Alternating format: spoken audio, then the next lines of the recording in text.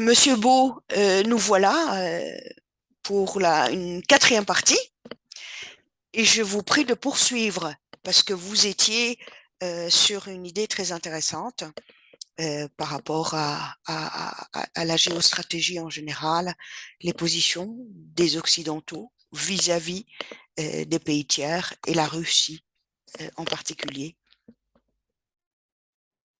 En substance, je dis que les pays occidentaux n'ont pas à s'impliquer dans la politique intérieure des autres pays. Je pense que si on veut influer, la meilleure manière d'influer sur des gouvernements qui ne nous plaisent pas, c'est de les amener à nous. C'est pas de les transformer par des moyens subversifs. Ça, c'est la méthode qu'on avait pendant la guerre froide. Finalement, on a continué, les Occidentaux ont continué à appliquer la stratégie qu'ils avaient appliquée depuis la guerre froide, c'est-à-dire quand on a un gouvernement qui ne nous plaît pas, on finance des mouvements d'opposition. Alors ça prend des formes différentes. Pendant la guerre froide, on amenait les armes. Aujourd'hui, ces mouvements d'opposition, eh bien, c'est par des biais différents, les droits de l'homme, etc., qui peuvent être d'ailleurs des buts en soi louables, comme autrefois il était peut-être louable ou pas complètement faux de vouloir des changements de régime. Je ne suis pas opposé au fait que les régimes changent, je suis opposé au fait que nous les provoquions. Parce que je pense que les sociétés, quelles qu'elles soient, ont leur propre histoire, leur propre dynamique, leur propre réalité aussi. Et c'est à eux de trouver, aussi pour qu'on ait des solutions pérennes, c'est à eux de trouver leurs solutions. C'est pas à nous de venir avec nos solutions. Comprenez, si j'appliquais la logique des Américains, vu que je pense que la Suisse est un des pays qui a le système démocratique le plus abouti, euh, ce qui ne veut pas dire que ce soit parfait, mais c'est certainement beaucoup plus abouti que ce qu'on a aux États-Unis, en France ou dans d'autres pays occidentaux. Alors, on pourrait dire, mais pourquoi pas, pourquoi la Suisse ne va pas provoquer des changements de régime un peu partout dans le monde? Ce serait ce serait logique dans cette logique occidentale. Mais on voit bien que ça ne peut pas fonctionner comme ça. On voit bien que la France est proche de la Suisse et pourtant elle n'a pas évolué dans la même démocratie. Euh, Nous avons une démocratie beaucoup plus mûre que celle des Français. On voit d'ailleurs que la politique française soit une politique de théâtre, hein, où on s'insulte, où on fait, etc. C'est des choses que vous n'avez pas en Suisse. On fait participer le peuple, Mm. on lui demande pas des questions oui et non. Ça, c'est amusant de voir en France des discussions sur le référendum d'initiative civique, ou je ne sais pas comment ils l'appellent, Mhm. mais il y a une notion extrêmement primitive de ce qu'on peut demander au peuple. Chez nous, le peuple prend position sur des choses qui sont souvent très sophistiquées, avec des questions complexes, et il y a tous des mécanismes pour aider les citoyens à voter. Mais on voit qu'en France, on n'est pas du tout sur le même registre. Pour eux, il faut que le peuple puisse répondre par oui ou par non, sans trop comprendre ce de quoi il s'agit. Il faut que ce soit des questions simples. On est dans un système très paternaliste où le peuple, c'est des imbéciles, et puis ceux qui sont à la tête sont ceux qui savent, ceux qui comprennent, les gens intelligents. Évidemment, c'est les grandes écoles et tout ça. Donc, il y a une Et logique, si vous pourquoi, voulez, dans la structure. pourquoi, à votre avis, les pays dits démocratiques n'ont pas essayé d'adopter, d'intégrer les principes démocratiques propres à la Suisse, hein, donc cette Parce démocratie que justement, participative, c'est cette c'est- démocratie directe? c'est précisément parce que la démocratie, elle a une dimension culturelle. La Suisse a une culture horizontale par définition. C'est une culture de paysan en réalité, Mhm. qui est par essence horizontale. Et la verticalité, on n'a jamais eu de noblesse en Suisse, à proprement parler. On a eu des mhm, familles puissantes, on a eu des gens puissants, mais il n'y a jamais eu de noblesse. Et on est des populations de petits propriétaires terriens, des paysans, et c'est très horizontal, tout le monde se voit. C'est pour ça que notre gouvernement, les Français n'arrivent pas à comprendre qu'en Suisse, la Suisse est gouvernée par 7 pays, pas par un, par 7. oui, Et ils sont ensemble.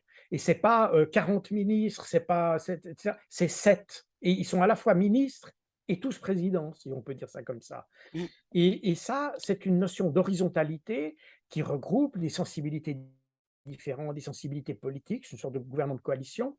Et ça, c'est impensable en France parce qu'eux, ils ont une culture monarchique. Encore aujourd'hui, la présidence n'est rien d'autre qu'une forme de monarchie élective, en quelque sorte. Alors, ce qui montre bien que même en Europe, on ne peut pas avoir le même regard sur la démocratie. Les Français sont persuadés d'avoir la meilleure démocratie du monde à tel point que c'est comme ça qu'ils justifient les terroristes chez eux, alors que personnellement, j'ai plutôt tendance à dire que la démocratie est sans doute beaucoup plus aboutie en Suisse qu'en France. Mais, mais voilà, et comment veut-on dès lors imaginer que dans d'autres pays, sur d'autres continents, avec des arrière-plans culturels très très différents, avec des éléments qui sont aussi religieux, etc. Comment peut-on imaginer que ces pays puissent voir le monde exactement comme nous? C'est pas possible. Et le problème, ça n'est pas un problème d'ailleurs qu'ils voient le monde différemment. Ça fait partie de la diversité de notre planète. Ça fait partie de la manière différente dont les uns et les autres se sentent membres d'une communauté. Vous voyez, il y a un institut,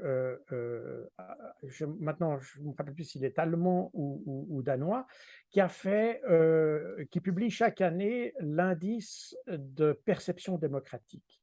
mhm, Et on constate dans les éditions 2022-2021 pardon, 2021 et 2020, que les Chinois se sentent beaucoup plus en démocratie que les Français. ah, C'est-à-dire que 72 des Chinois pensent que leur pays ils sont en démocratie. Alors que pour les Français, il y a que, maintenant je pourrais me tromper, c'est entre 49 et 52 des gens qui pensent qu'ils sont en démocratie. Et mhm, les attentes de la démocratie, c'est aussi intéressant de voir les attentes. Les Chinois ont une attente par rapport à la démocratie qui est à peine plus élevée que le ressenti par rapport à la démocratie. Alors qu'en France, la différence entre ce qu'ils attendent de la démocratie et ce qu'ils pensent être dans la société est énorme, de ce qu'on appelle le déficit démocratique. Et donc, le déficit démocratique en France est 2 fois ou 3 fois supérieur à celui du déficit démocratique en Chine. Donc, les Chinois, non seulement se sentent en démocratie, mais leurs exigences par rapport à la démocratie sont à peine plus élevées que ce qu'ils ressentent. Donc, ils sentent qu'il faudrait faire un tout petit peu mieux pour que ce soit parfait, c'est tout. Tandis que pour les est-ce Français, il que faudrait vous faire beaucoup mieux. pensez, Jacques, vous pensez que c'est ce déficit démocratique et ce couplet de paternalisme culturel français que la France tente depuis les indépendances de pays africains, surtout francophones, les anciennes colonies françaises et belges, que la France essaye d'exporter? C'est ça qui a fait révulser ces dernières années les Africains, les peuples Alors et les oui, gouvernants. vous savez, c'est assez amusant de voir, aux États-Unis, typiquement, j'y ai habité pendant plusieurs années et on dit, c'est un dicton, mais il a une petite base de réalité. Les démocrates commencent les guerres et les républicains les finissent. Et vous remarquez aujourd'hui, par rapport à l'Ukraine, c'est presque que les pays de gauche qui sont les plus virulents à l'égard des autres. Il y a une problématique un peu de gauche. Je Mhm, dis un peu parce que c'est pas, ce serait un peu simpliste de formuler les choses comme ça, mais il y a un côté très, comment dire, missionnaire dans la gauche qui fait que on a envie de propager la bonne parole. Il faut que les autres aient aussi le droit d'avoir leur propre démocratie, etc. Et donc, il y a cette tentation de pousser les gens à être comme nous. Et vous remarquez que la colonisation française, à la fin du 19e, elle a été initiée par la gauche française. Et avec l'idée qu'il fallait émanciper les populations, il fallait leur apporter la bonne parole, etc. Et le but était peut-être pas, était pas mauvais. L'idée, comme souvent, l'enfer est pavé de bonnes intentions. Le problème, il est pas.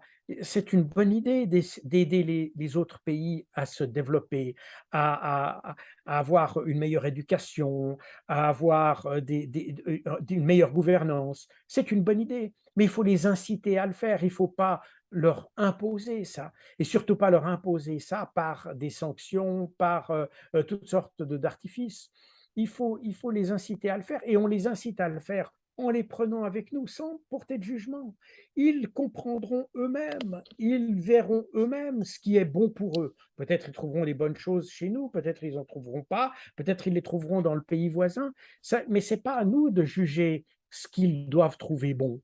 On leur impose de vouloir trouver bon ce qu'il y a chez nous. Et c'est de là, je pense que les pays africains aujourd'hui ont un légitime droit, pour ne pas dire devoir, de s'émanciper de ce paternalisme occidental de façon à développer leur propre voie. Après, ils feront, je disais tout à l'heure, qu'en Suisse, il a fallu 700 ans pour qu'on arrive à une démocratie mature. Euh, eh bien, ça prendra le temps qu'il faut. Il faut que mais les choses doivent venir de l'intérieur. Elles ne peuvent pas être imposées de l'extérieur.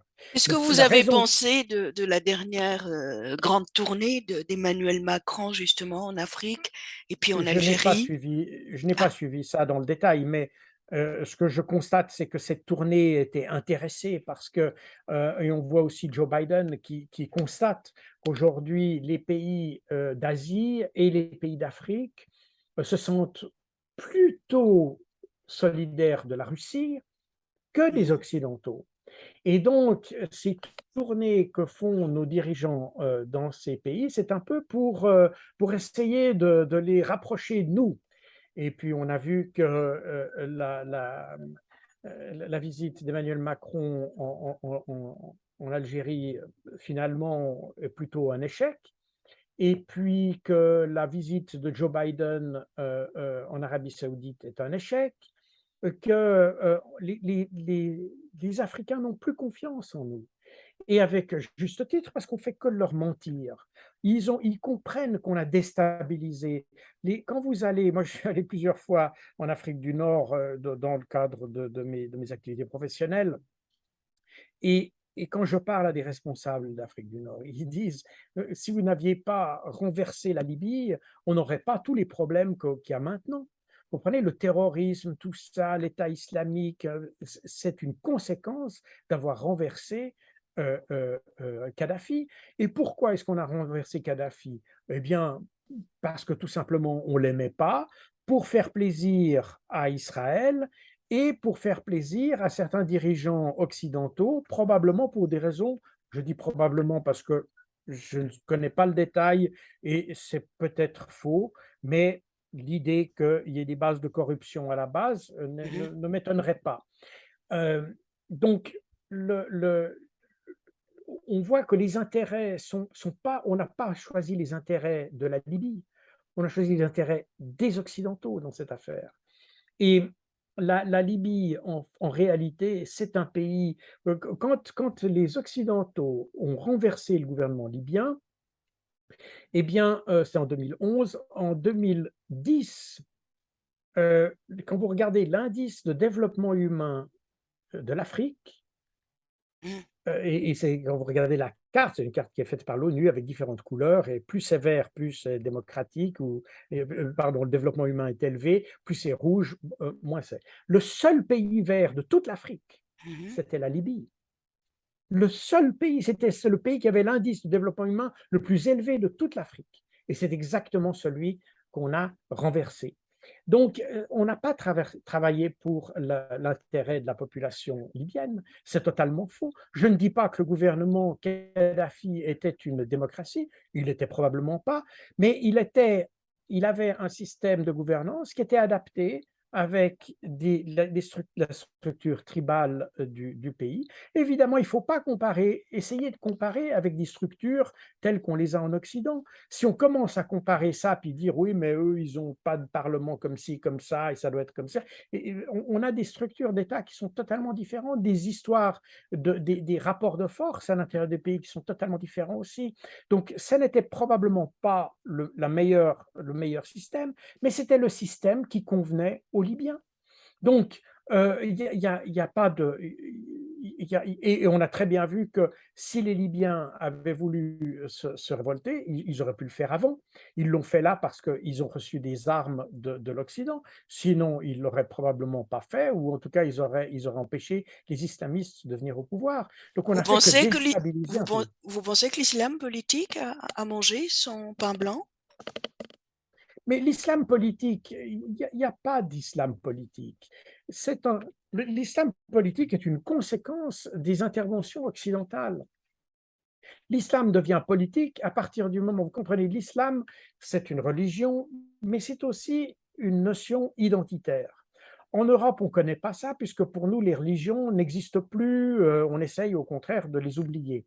Donc, dans notre identité, à part pour certains pays, peut-être des pays d'Europe du Sud, et peut-être dans certaines communautés encore en Europe, en Europe centrale et du Nord, la religion fait partie de l'identité. Mais grosso modo, globalement, la religion ne fait pas partie de notre identité, plus partie de notre identité.